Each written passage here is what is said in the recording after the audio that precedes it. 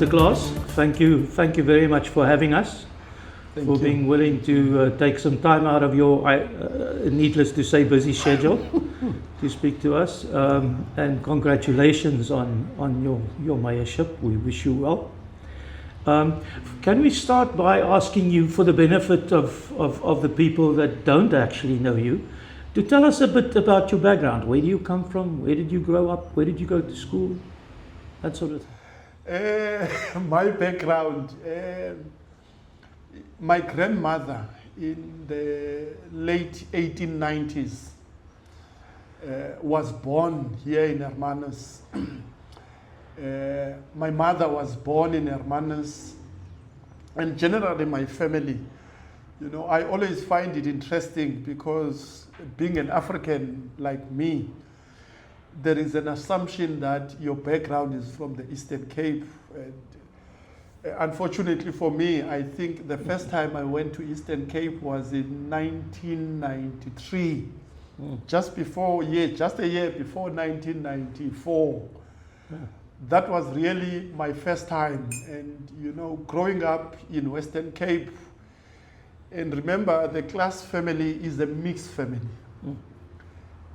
Some of us, I laugh about it, I don't have a Xhosa name. I'm Archibald Gabriel Klaas, so I don't have a Xhosa name, but my family, we grow up in a township speaking Xhosa. We were first in Mount Pleasant, and then after the forceful removal, we were then moved to Zwelihle, and we end up in Zwelihle. We are still in Zwelihle now.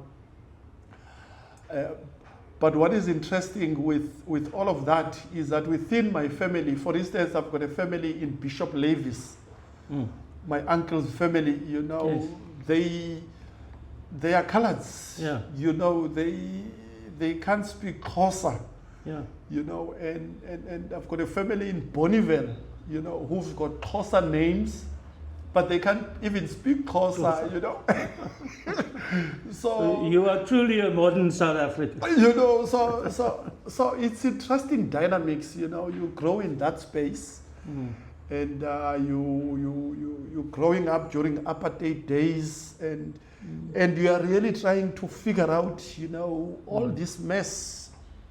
What is happening? You get to certain spaces. You are embraced as an African.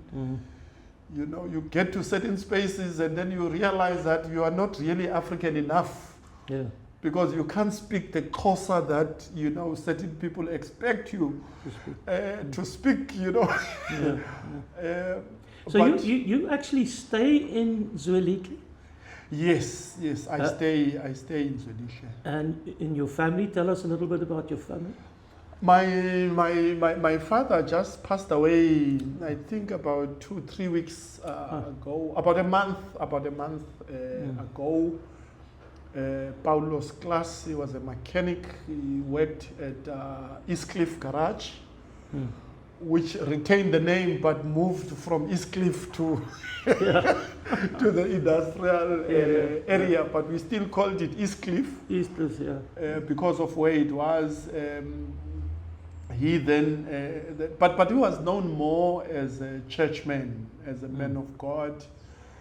My late mother, which is someone that I grew up very close with, even more than my father, Elizabeth Klaas. She started, she was part of the people building up to the new South Africa who started crashes, who felt that education was important. And she was really a community developer. And she's the one who really encouraged me, and I grew up around her. When she started her first crash, I was there, I was assisting, I was writing documents from her, I was interacting with funders from overseas. Whereas on the side of the father and the uncles, they were more like pastors. Yeah. So I was translating from them, I was writing, translation from English to Xhosa. Yeah. And whenever they preached, I was a translator, in all these, But I grew up in a church environment. There's about 7 of us, but in as much as there were 7 of us, but we were not really 7 because my mother helped so many people, you know. So there was always someone who didn't have a place to stay suddenly becomes your brother. Yeah. And as soon as they get their feet, they start working, they can earn some money, they leave, and then you've got a new brother that comes in. Yeah. You know, so I grew up in that space, you know. And you have a family? You have a wife and kids, I believe? Yes. I've got a wife, I've got... Tell us something about that. Yeah, my kids, I'm very close to my kids. I've got my daughter, Apiwe. I've named her after my university best friend, you know. She's about 20 years now. You know, she's like, you know, almost the daughter and father relationship. And the first daughter. She's my confidante, you know. She dies where I die. And then I've got my 2 sons, you know, Tato and Archie Jr. You know, the 2 of them. Tato is turning 14, it's about 14 years, and then Archie Jr. is about 8, going to 9 years now. And your wife? Tell us something about her. My wife, Kaya, is very much into business, but a bit more private person, you know, likes her own space. Under the radar, you know, I try to get her into the mainstream. She is not interested at all. No interest, none whatsoever. Mr. Klaas, getting back to the situation at the municipality, you now have an incredibly difficult task in the sense that it was politically different because you have a lot of different parties and groups vying for attention, and it was already a difficult situation under the previous mayor. Then it became very complicated, and now basically you have to step in and you have to take charge now and do things in your way. How do you see that developing? Once again, you know, because you see, I want the party, because I don't want to be unfair to the party. I want the party to play its sport and then pronounce on this issue. But there are 2 things on that point that I would like to talk about. For instance, when we went through the DA processes, as soon as there was a vacancy, we applied.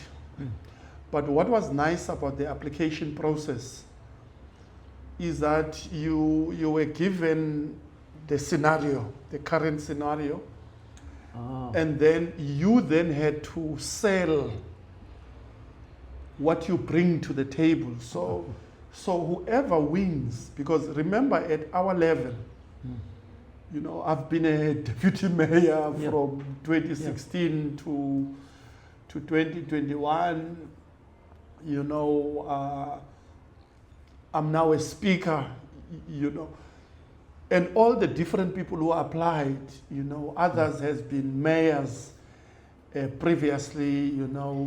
Yes. We are all senior politically. So whoever win, you don't win on the basis that you've got superior logic, but rather you win on the basis of the solution that you are bringing. Yeah. And you know, in my interview, I sold my personality. I didn't sell much. You know, I'm a Christian. I believe in Christian values, you know, honesty, respect, you know, understanding that there is nothing special about any one of us. It's just that God chooses to choose someone and you rise to the top. Because that is a very important principle, because if you don't understand that principle, and then you'll think that you are the Alpha and the Omega, which you are not. Which you are not. And that's what I was selling, really. The issue that says, look, I am a nobody. If you hear my background, I shouldn't even be seated with you here, you know. But God, you know, chose, for whatever reason best known to God, you know, chose me, you know. So whatever I do, I must do it with humility. I must respect others. I must understand that the colleagues around me are leaders in their own right. These are people who, it's like a cream that came on top, because for you to be here, you can't be useless. It's impossible. So you've got a pool of these excellent leaders, you know, around, that you need to come in as a leader and bring the best out of them. You know, not really change them, but really look at them, look at their strength, and really motivate them. And part of what I said in my interview, and I really took some time to explain this, that I was fortunate because growing up, my mother was working at Glenys van Rooyen's house, and Dace van Rooyen. And Dace at the time was the town clerk. So he was planning around the town, doing everything. And because I was a child, I grew up in that environment, you know, with their kids. I blended into their kids. And I liked Dace, and I took time to really follow him, you know, around and follow his career, and had a proper understanding of the municipality. So even before I became a councillor in 2024, I had a full appreciation of what it means to be in government and what a public rep is, you know. Which then became even more important once I came into the system. For instance, in my interview, part of what I was saying is that, look, Overstrand, there was a time where Overstrand was the #1 municipality cleaning all things, which means Overstrand is one of your top municipalities, which means that you've got the best possible team already at your disposal. What do you now do? Do you tell them that they are bad? What do you do? And my argument is that the role of whoever becomes a leader is really a motivational role. And I said that the role of the mayor, to me, remember, you're an executive mayor, you need to understand documents. Fortunately, I've been to school. I was an A student when it comes to law. I fully comprehend. I even lectured law.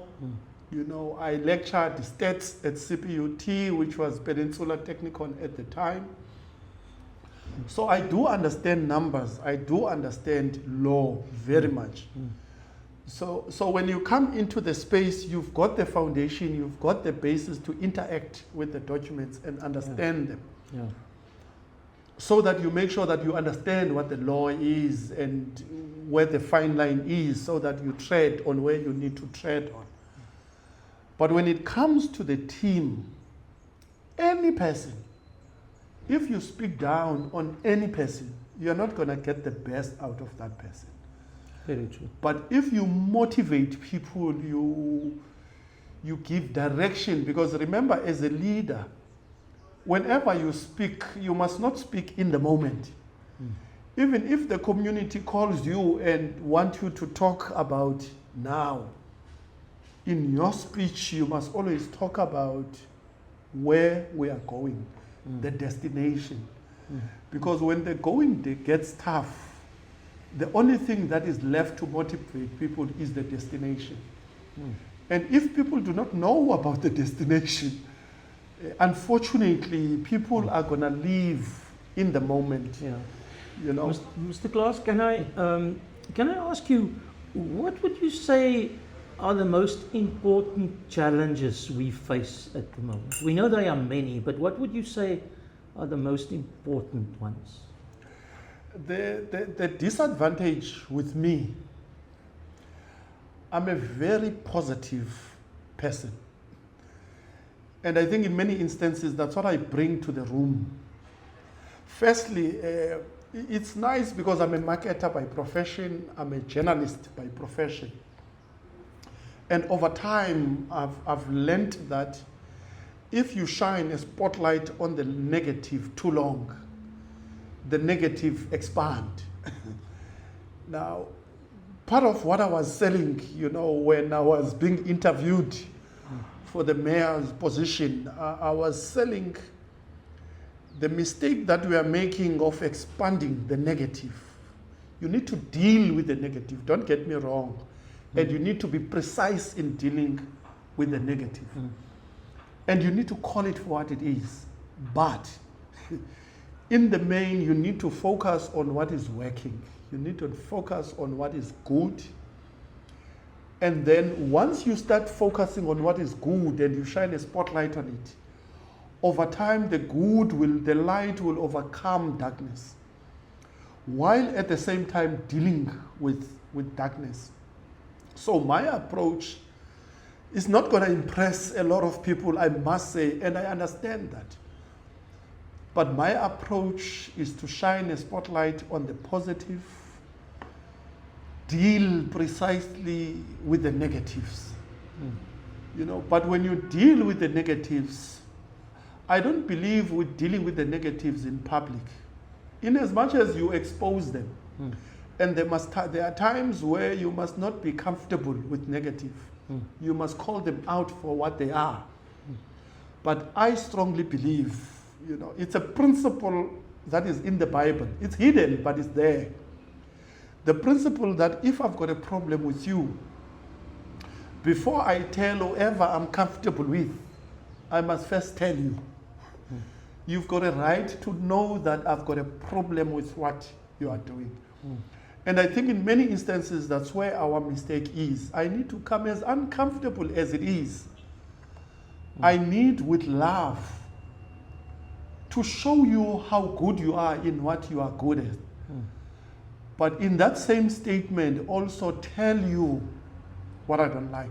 And I can promise you, if I didn't just come fighting straight out, if I came and I appreciated what you do right, and then I start to show you what you are doing wrong, even though your ego will be bruised, but your reaction to me, because of how I say it, will determine how you react to me. So I really believe in winning people over, in making them to understand that if you were not good, you wouldn't be one of the best municipalities, because Overstrand is, And then once you get people to understand that, when you start to isolate the problems, when you start to talk about the environmental issues, and then you start to engage them and say, community of Kleinmond, we are here. We've got baboons that are here. How do we find each other around this matter? Their reaction will be completely different, rather than when you just come and you impose your own views on them. If they feel that there is a consultative process and that you are taking them along with you, and also be honest enough to tell them where you disagree, because in many instances, where you disagree with the people will try to convince you. For instance, myself and you, we disagreed. You believe in the mayoral system. I believe in the executive mayoral system. Once we start to have an engagement, I must not assume that your views are not important. I must allow you space to convince me. But because I'm a leader, I've got a very strong character. You also need to be sure with your story, obviously, in order to convince me, because Well, I must say, I agree. I must say, this is a delightful change. You and me sitting here having coffee, and you not being in mayor yet. Even I struggled for 3 years to to have a cup of tea with the previous mayor. Put that by the side. But also, if I may challenge you on that, if I may challenge you, I was the president, national president of the BMF student chapter, representing the whole universities. Yes. And I had two mentors. I had Mashilo Mokotong, who was at Sasol at the time, and I had Cyril Ramaphosa as my mentor, the two of them. And one thing I found between the two of them, something common, was the issue that when someone reacts in a negative way to them, the question they asked is, I wonder, what did I do? Which in many instances, what I try to do, when someone speaks to me in a negative way, I don't simply blame the person. I try to look on my side, what could I have done? Because remember, and I know this as a matter of fact, I remember when I started to be on Facebook, and I will engage people and I will fight with people. And when my own platform became a fighting ground, I couldn't understand. Until I started marketing, and then I now started to understand that, how you manage communication, how you control what you need to control on your side, in order to make sure that the person who's reacting to you cannot be hostile to you. And then as soon as I started to engage people with respect, even when people fight with me, I apologize, even though I'm not wrong at times. I apologize, but I then engage them. I said, look, I realize that at times as human beings, we don't take in, there are not enough peacemakers. There are not enough Nelson Mandelas of our time. This time around, I'm Archie and I've got this position. You better look how you talk to me. That's not how it's supposed to be. Remember, it's an interesting conversation, because one time, Jesus' apostles, at the district I was told that I preached too much. Jesus' apostles are having this conversation with Jesus. And they want to get who's greater amongst us. And Jesus said something extremely profound, that whoever becomes a servant amongst you will be the greatest. If you listen to it at face value, you are not going to get the message.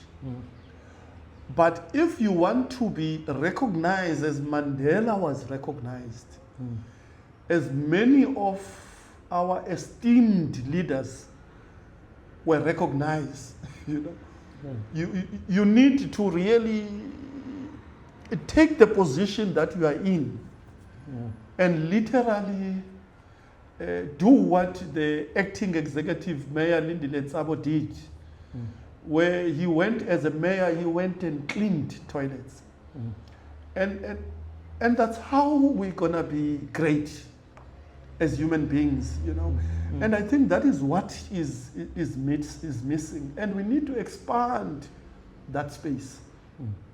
Because everybody wants to fight. I attended a couple of meetings and I can see that everybody is ready to fight, but we need to be peacemakers. We need to find each other.